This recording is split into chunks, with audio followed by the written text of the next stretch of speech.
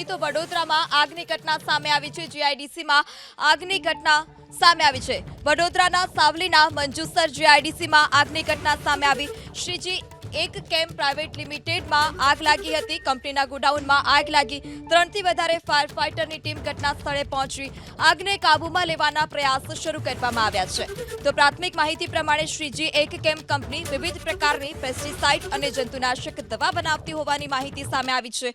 આગને પગલે અત્યાર સુધીમાં કોઈ જાનહાનિના સમાચાર નથી। આગ લાગતા જ દૂર દૂર સુધી ધુમાડાના ગોટે ગોટા જોવા મળ્યા હતા।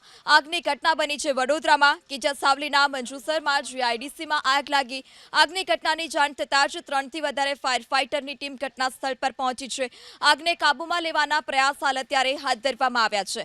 તો આગમાં તમામ માલસામાન બળીને ખાખ થઈ ગયો હતો। કંપનીના ગોડાઉનમાં આગ લાગી હતી, જ્યારે પ્રાથમિક માહિતી પ્રમાણે આ કંપની વિવિધ પ્રકારની પેસ્ટિસાઇડ અને જંતુનાશક દવાઓ બનાવતી હોવાની માહિતી સામે આવી છે।